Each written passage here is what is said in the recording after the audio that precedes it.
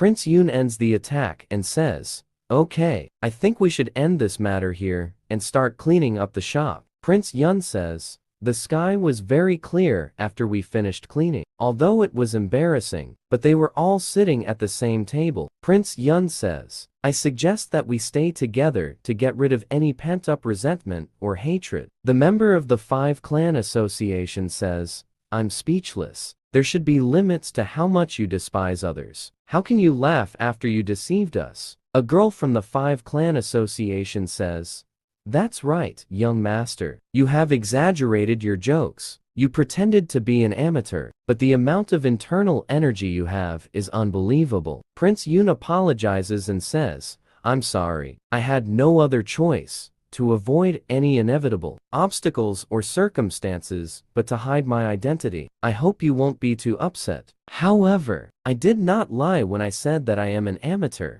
When it comes to Murim, this is the first time I have come here. I hope from your honorable presence that you will forgive me for lying to you." Prince Yun Il-Hayek Ryan says, "Is there something you want to ask about?" He says, "I don't want to ask you about the past and ruin a good relationship. However, wouldn't it be better if you told us about these obstacles or inevitable circumstances that we mentioned, but we feel less betrayed? What is your true identity?" Prince Yun thinks and says, "No, to be honest, this is not something I can reveal rashly, but I understand the reason for your request. As young Master Namjoon said, fate has brought us together here, so I will not hide the matter from you. I inherited the Honorable Mantor Hai Noon, the 6th leader of the Shulin Temple." The members of the 5-Clan Association look at him in amazement and say, "What?" The Heavenly Devil tells him, "You have no equal in coming up with lies." Priest Hai Nyong says, "However,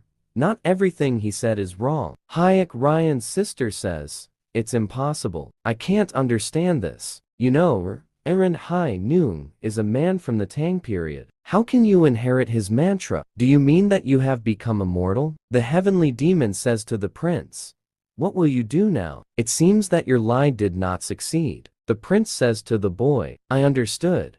My explanation was not clear enough. I have not met him personally, of course. I was born and raised in Mount Tai, and one day, in an abandoned cave, I found traces of a holy book. After that, I started going to that cave daily. Understanding written texts was not easy, but after many years, despite the shortcomings, I was able to obtain a legacy." The boy says to herself, "I can't lie to him. I saw him using those skills." Hayek Ryan says seriously, "I was very lucky to find you in the cave." The prince says, "Where is it? I would be truly grateful if you would forgive me for unintentionally deceiving you." Hayek says, "Stop being ridiculous. If this is not a blessing to the Orthodox communities in the Murim, what could it be? We are the ones who have to be careful about the way we treat you, young master." The prince says, "Be careful. What do you mean by this?" Hayek says, "One of the most important things in the Murim here is seniority as someone who has a revered divine presence as your master. How can we not treat you with caution, don't you think so?" They all say yes, yes, you're right. Wuyan says to himself, "Damn it,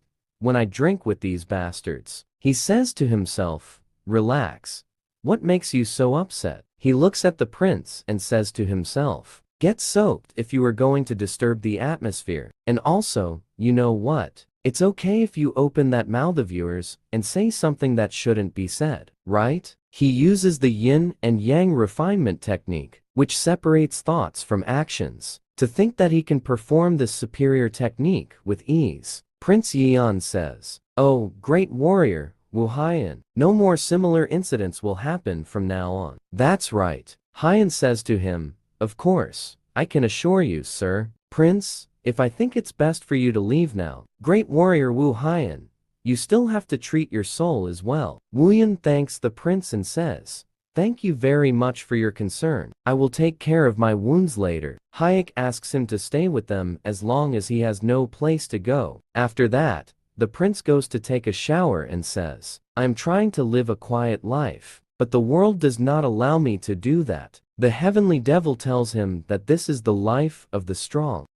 The prince is relaxing in the fountain. The heavenly demon tells the prince to regain consciousness. There is a man coming. The prince looks at her, and the man is the king of demons, with a blue face. The prince says to her, "What are you doing here?" The prince says to himself, "It's the man I saw on the snowy mountain that day. Who would have thought that a nuisance like him would follow me all the way here?" The blue-faced demon king asks the princess to kiss him as a follower. The prince tells him, "Lower your voice, you bastard. My ears will explode. You really followed me all the way here." The blue-faced demon king tells him that he is already dead, and because he saved him, he will devote his entire life to him. The heavenly demon tells Prince Yun to take him as a follower, since the matter has come to this point. The prince thought to himself, and said, he took his book. "However, bringing this idiot with me will attract a lot of attention. I have to be taken to a place that no one can see." Prince Yun tells him,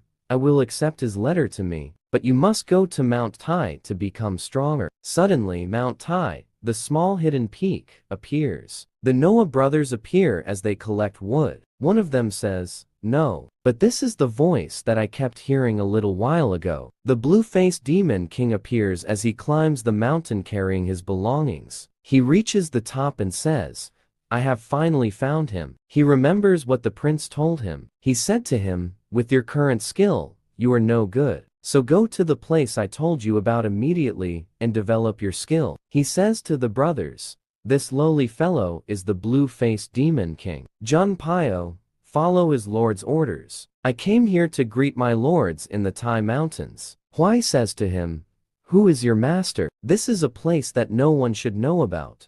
So, how can this bear-like bastard? What are you doing to the creator of the earth, young master?" The story moves to the prince as he is doing some exercises. He is teaching him, telling him to focus on the flow. "Please, the flow of energy. How many waves I have. You just have to follow it without resisting it." "Stop. You did a great job, sir. Your control of internal energy has improved." Heavenly demon says seriously, "What is the benefit of doing basic training like this?" Priest Hai tells him that the basics are important. Heavenly demon lord. Heavenly demon says, "By the way, heavenly destroyer, have you decided what you will do from now on?" The prince says, "Who knows? I'm not sure about that yet." Heavenly demon says, "I want you to sharpen my martial arts, but your body is simply too weak. Since you haven't planned anything yet, why don't you let me plan for you?" Says the prince in your dreams. "Even if I don't have any big plans, I'll do whatever my heart tells me. You know I don't want to give up anything." Heavenly Satan says, "Okay, don't give up. Then there's nothing wrong with living in this world, achieving everything you desire." Priest Hai says, "If you look at the dark side of modesty, sir, whatever may seem troubling to you in my eyes flows according to order. Do not base your life on vanity and empty obsession. This may be followed by the provision for this world that gives you this power." The prince says to himself, "How can this happen? As if I live in the company of a bully and a strict old man. This is enough for both of you to stop. I'm the one who will decide how to live my life anyway. More importantly, it seems that only your memories of your martial arts have been passed on intact, while the rest of your memories are nowhere to be found. It was as if someone had tampered with them on purpose. What should I do to make you whole again?" The heavenly demon told him that it will happen naturally when your inner energy and state become more mature. For example, even if you have inner energy, not only will you be able to control everything completely, but you will be able to do all kinds of tricks. If you are killed by the Great Death technique before we unite, we will be able to act in your place temporarily, and in this perfect union, we will be able to liberate ourselves from you. Says Prince Yun, "Are you saying liberation is the devil?" This is true. It means we can go anywhere, to the underworld or inside your body. After that, Prince Yeon falls asleep and dreams that he met his grandfather. He tells him, my grandfather, I am Yeon Wen. Why can't you recognize him? After you left, you went through a lot. But what bothered me most was when he was crying and saying how much I miss you. Grandpa would go to her and say, don't be sad, Yoon. I'm not alone anymore, it's true. You have a different path to follow, so you must not return the pain you suffered to the world. Please do not become a devil motivated by revenge, and be a strong person, Yun Wen. Remember my words. After that, the imagination fades away. The prince says to him, Grandpa, Grandpa, please don't go. The heavenly demon wakes him up. Wake up, you heavenly destroyer. He wakes up terrified. The heavenly demon tells him, you are fine, heavenly destroyer. He says, Sir, what kind of dream made you suffer this much? The prince says, Damn, it's nothing. He looks at the celestial demon. He says, I woke up thanks to you. Thank you, celestial demon. He says, why don't you save these words for later? Someone is coming to this room now, you idiot. He looks at the door and finds a girl entering it. He says, who in the name of the creator of the earth would come here this late?